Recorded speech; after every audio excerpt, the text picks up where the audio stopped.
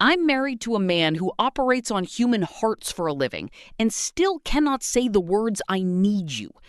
For the past 6 months, I have been convinced that my husband sees our physical relationship as a chore, a maintenance task, something to check off his weekly list between cardiac catheterizations and valve replacements. He never initiates. He never lingers. He touches me like I'm made of the same fragile tissue he handles in the operating room. Careful, precise, detached. His name is Rhys, and he is the youngest chief of cardiothoracic surgery St. Genevieve's Hospital has ever appointed. He can rebuild a congenitally defective ventricle in a newborn the size of his palm. When he walks into an operating theater, the nurses straighten their posture. The residents stop breathing. He commands the room without raising his voice. He has saved over 3,000 lives in the past decade.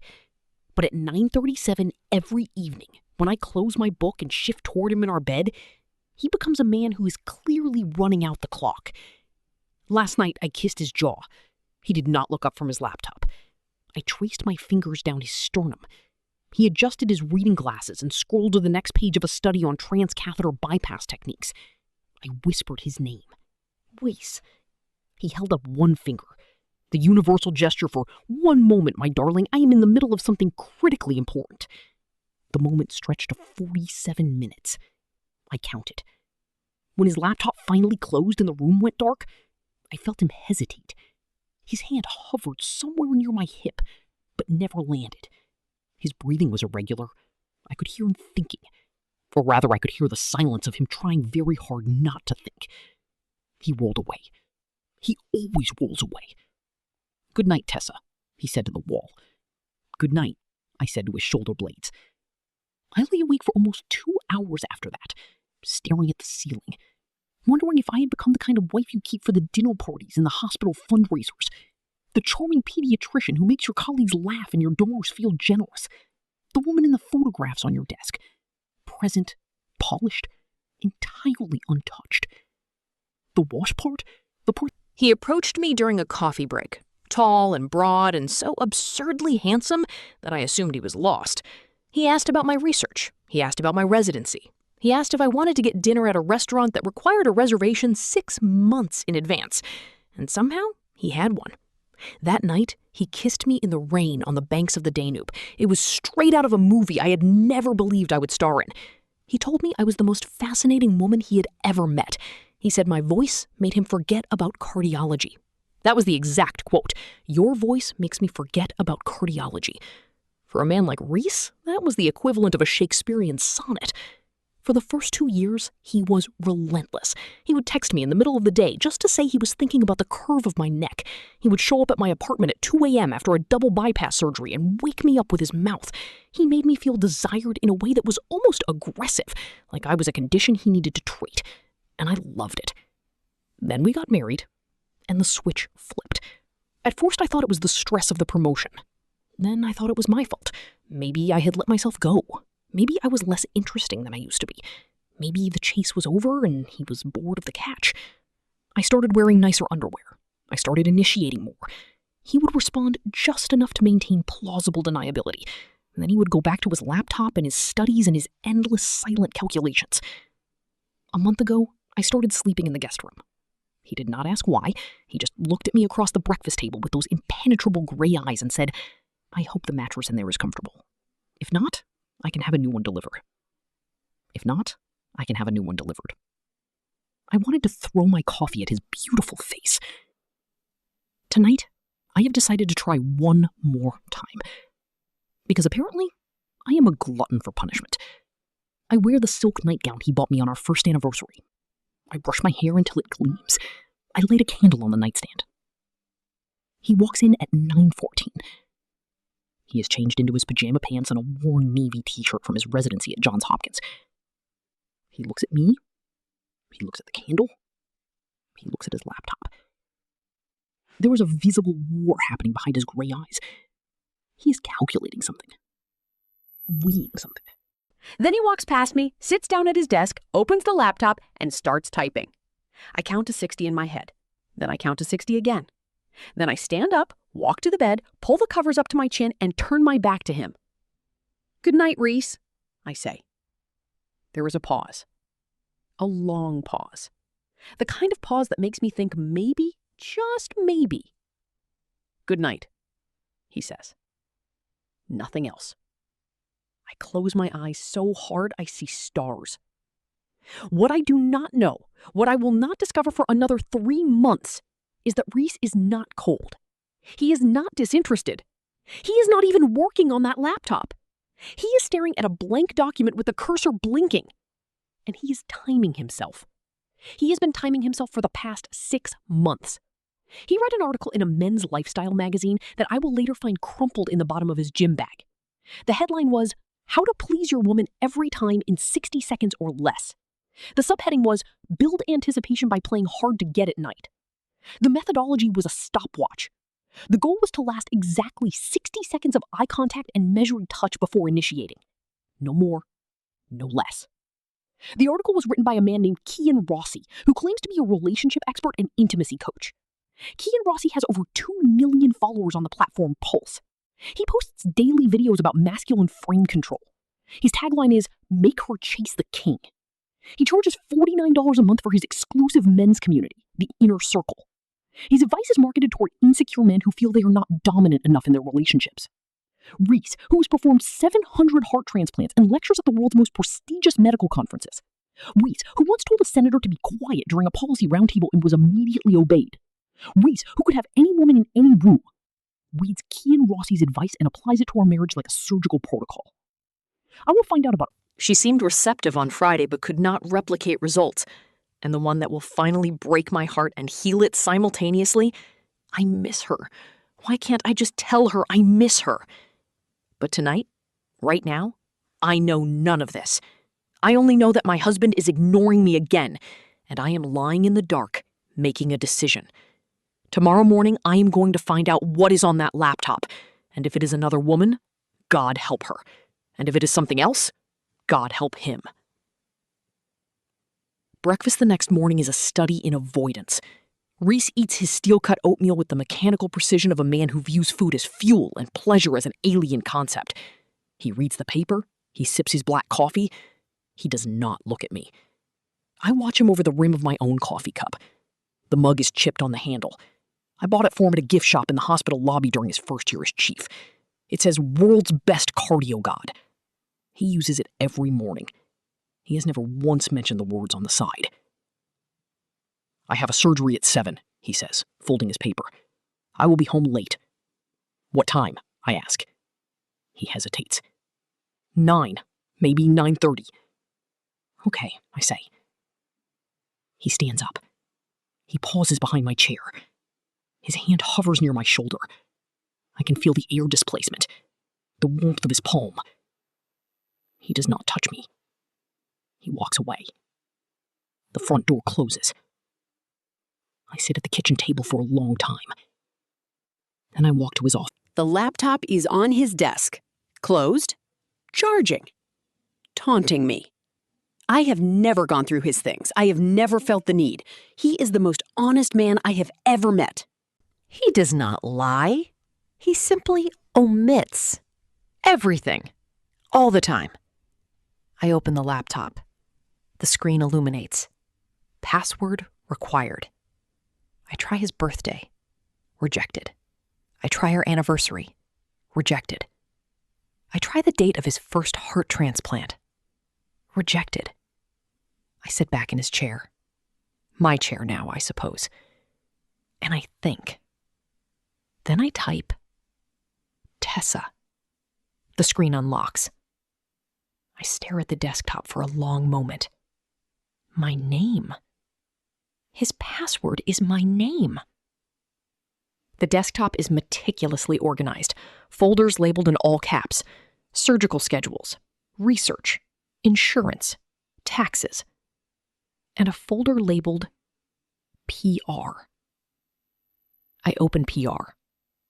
Inside are dozens of PDFs, all from a website called The Inner Circle. All written by Kian Rossi.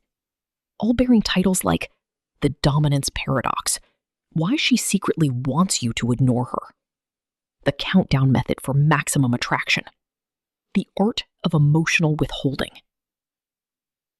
The most recent file is a scanned document, handwritten. Rhys's handwriting. Page after page of notes. Week 1, day 3. Protocol executed as directed. Reduced eye contact. No Physical initiation. She was confused. Penalized myself 10 hours of silence. She seemed to notice. Week 2, day 5. She cried in the bathroom. I heard her through the door. Wanted to break protocol. Called the helpline. Advisor said this means the strategy is working. She is experiencing emotional recalibration. Stay the course. Week 3, day 7. She has stopped trying. Is this supposed to feel like winning?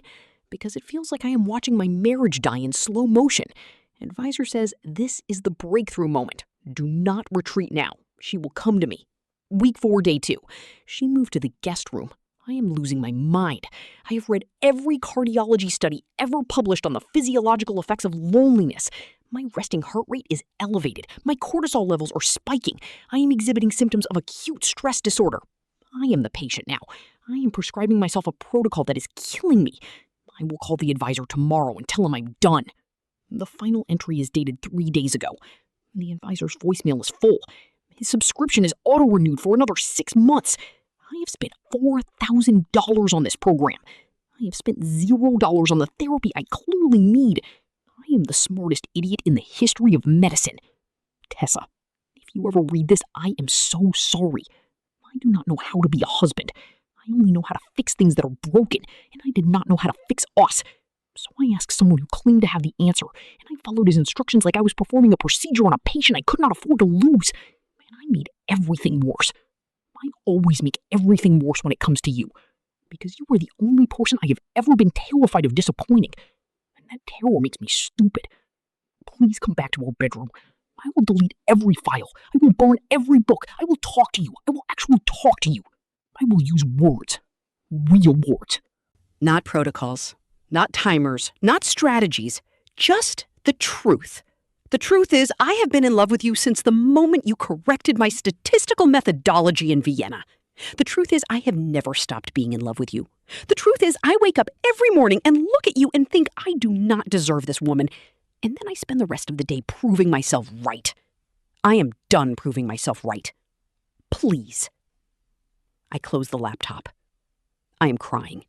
I did not plan to cry. I did not plan to find a confession letter hidden in a folder labeled PR.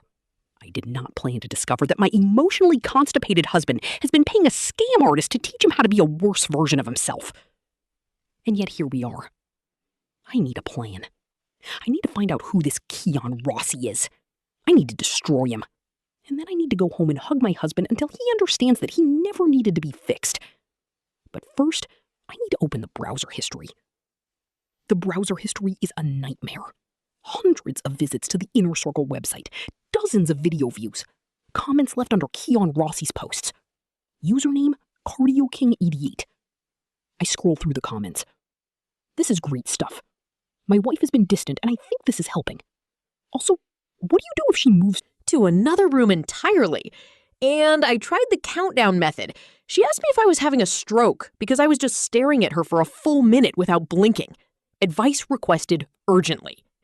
And I do not know if this is working, but I trust the process. My wife is the most incredible woman I have ever known, and I will do whatever it takes to keep her. The last comment is from 2 days ago. Update. I have been following the protocol for 23 weeks. My wife now sleeps in a separate room. She no longer looks at me during meals. She has stopped saying, I love you. My question is, at what point does the strategy actually start working? Because I have followed every instruction exactly, and all I have done is push away the only person who has ever mattered to me. Is this normal? Please advise. The response from Kian Rossi? Brother, stay strong. The darkness comes before the dawn. She is testing your resolve. If you crack now, you lose her forever. Double down. Trust the method. Kian Rossi told my husband to double down. Kian Rossi told a cardiac surgeon to apply investment banking logic to our love life. Kian Rossi. I open a new tab. I navigate to Pulse. I search Kian Rossi. And there he is. He is approximately 26 years old. He lives in a high-rise apartment in downtown San Francisco. His content consists of him talking directly into a camera while sitting in a leather chair that costs more than my first car. He wears unbuttoned linen shirts and gold chains. He refers to women exclusively as females. He has a podcast called The Den. His bio says he is a men's performance coach and certified dating strategist. He claims to have helped over 50,000 men reclaim their masculine power. 50,000 men! 50,000 husbands paying $49 a month to learn how to ignore their wives. I look at his face, his smug, self-satisfied face, his carefully cultivated stubble, his professionally whitened teeth. He looks like a man who has never experienced a single consequence in his entire life. I am about to become the first consequence. I pick up my phone. I call the hospital. I ask for the public relations department. A very helpful woman named Miriam answers. St. Genevieve's Public Relations, how can I help you? Hi, Miriam. This is Dr. Tessa Lang. I am calling about a potential feature story. Oh, Dr. Lang, of course. We love your work in pediatrics. What is the story? I smile into the phone. I have a lead on a scam artist who is targeting medical professionals with fraudulent coaching services. I think it would make an excellent investigative piece for the hospital magazine. And possibly the local news. Miriam is intrigued. She asks for details. I give her just enough. I tell her I will call her back with more information very soon. Then I hang up and start building my case. The next 3 days are a blur of research and revenge. I download every video Kian Rossi has ever posted. I screenshot every piece of advice he has ever given. I compile a dossier of his business practices. His real name is Kevin Ross. He is not a certified anything. His coaching certification is from an online academy that was shut down 2 years ago for fraud. He has been sued 3 times by former clients who claimed his advice ruined their marriages. He settled out of court each time with non-disclosure agreements. He has non-disclosure agreements with men whose marriages he destroyed. I find the ex-wife of one of his clients. Her name is Olivia. She lives in Denver. She is willing to talk. I call her. Mrs. Chen, I say. My name is Tessa Lang. I am a pediatrician at St. Genevieve's, and I believe my husband has been defrauded by the same man who defrauded yours. Her voice is tired, but steady. My ex-husband spent $12,000 on Kian Rossi's programs, she tells me. He followed the advice for over a year. He ignored me. He belittled me in public to assert dominance. He refused to say, I love you, because Kian said it made men look weak. By the time he realized he was being manipulated, our marriage was already dead. We had 2 children, Dr. Lang. I listen. I take notes. I promise her that her story will not be wasted. Then, I call my brother. My brother Callum is not a gamer. He is a forensic accountant who works for the Justice Department. He specializes in financial fraud. He has put 7 people in federal prison in the past 3 years. He also owes me a favor because I covered for him when he accidentally set our parents' garage on fire in 10th grade. I call him. Callum, I need you to trace the financial records of a company called Inner Circle Coaching LLC. What did they do? He asks. They convinced my husband that ignoring me was the key to a happy marriage. There was a long pause. Give me 48 hours. Callum is nothing if not efficient. In 36 hours... I have a complete financial profile of Kian Rossi's operation. The Inner Circle has over 12,000 active subscribers. At $49 a month, that is roughly $500,000 a month in subscription revenue. $500,000 every single month to teach men how to be emotionally unavailable. Kian Rossi also has a merchandise line, hoodies that say alpha, mugs that say stay dangerous, journals that say manifest your kingdom. He also has an affiliate program. Clients who refer other clients get a 10% commission on every subscription. This means his followers are incentivized to recruit more followers. It is a pyramid scheme. It is a pyramid scheme built on the broken foundations of struggling marriages. I have Callum cross-reference the subscriber list with professional licensing databases. A significant portion of Kian's clients are doctors, lawyers, and engineers. Men with high-stress careers and limited emotional vocabulary. Men who are desperate for a framework because they have never been taught how to process feelings. Men who are vulnerable to grifters wearing gold chains and offering simple answers to complex questions. Men exactly like my husband. I have everything I need. On Friday evening, I sit Rhys down at the kitchen table. He looks exhausted. He has performed 4 surgeries today. One of them was a 12-year-old girl with a congenital defect that had been misdiagnosed for years. He corrected it in 6 hours. The girl will live a normal life now. Her parents sent him a card that said, "You are an angel in scrubs." Rhys read the card, set it down, and went back to work. Because he does not know how to receive gratitude. He only knows how to earn it. "Rhys," I say. He looks up from his untouched plate of food. His gray eyes are bloodshot. His shoulders are slumped. He looks like a man who's been running a marathon with a broken leg. "Yes, I need to show you something." I open my laptop. I turn the screen toward him. I have prepared a presentation. It is 14 slides. It details everything I have learned in the past week. Kian Rossi's credentials, or lack thereof, his legal history, his financial structure, his deliberate targeting of high-income professionals, the testimonies of the families he has destroyed. Rhys watches in silence. His face does not move. His hands are flat on the table. When the presentation ends, he does not speak for a long time. Then he says, "You know." "I know," I say. He stares at the screen, at the frozen image of Kian Rossi's smug face. I paid him $6,000, he says. His voice is flat. I know, I say. I followed his instructions for 23 weeks. I made you cry. I made you leave our bedroom. I made you think I did not love you. I know. He pushes his chair back. He stands up. He walks to the window. He stares out at the city lights. I am a cardiac surgeon, he says. I trained for 14 years to do what I do. I have studied the human heart more thoroughly than almost anyone alive. I can look at an angiogram and tell you within seconds where the blockage is. I can hold a dying patient's heart in my hands and stitch it back to life. And I could not tell my own wife that I was scared. Scared of what? I ask. He turns around. His eyes are wet. Scared that you would leave. Scared that I was not enough. Scared that the passion you felt for me in Vienna had faded and I did not know how to reignite it. So I outsourced the problem. I treated my marriage like a clinical trial. I found a protocol. I followed it blindly. I ignored every warning sign, every side effect, every piece of evidence that the treatment was worse than the disease. Because the protocol said to trust the process. And I am trained to trust processes. He pauses. His voice breaks. I am so sorry, Tessa. I do not know how to fix this. But I will do anything. Anything. I stand up. I walk to him. I take his face in my hands. His stubble scratches my palms. His skin is warm. You are the most brilliant man I have ever met, I say. And you were also the most ridiculous? You do not need a protocol to love me. You do not need a countdown or a strategy or a guru. You just need to talk to me. That is it. That is the whole secret. Just talk to me. He closes his eyes. A tear escapes down his cheek. I catch it with my thumb. I missed you so much, he whispers. I know, I say. I missed you too.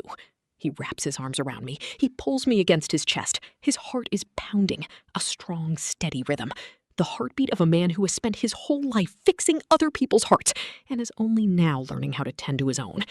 I have one more thing to show you, I say. I pull back. I open a new tab on the laptop. I show him a news article that was published an hour ago.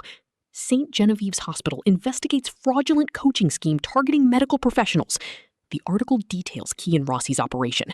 It quotes Miriam from the PR department. It quotes Callum by name and title. It quotes Olivia Chen. It mentions that the investigation was initiated by a concerned physician at St. Genevieve's. That is you, Rhys says. That is us, I say. The article has already been shared thousands of times. Kian Rossi's Pulse account has been suspended. His website has been taken down. His payment processor has frozen his accounts. The Attorney General's office has announced a formal investigation. He is finished. Rhys stares at the screen for a long time. Then he starts to laugh. It is a broken, disbelieving laugh. You did all of this in a week? I am a pediatrician, I say. We are very efficient. He pulls me back into his arms. I thought I was going to lose you, he says. I thought I had already lost you. You will never lose me, I say. But you have to promise me something. anything. No more protocols. No more strategies. No more men in linen shirts telling you how to be masculine.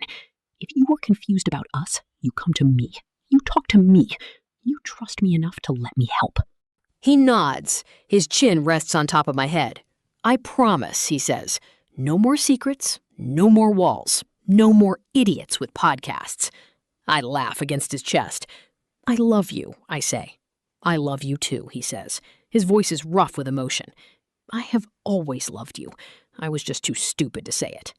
We stand in the kitchen for a long time, holding each other.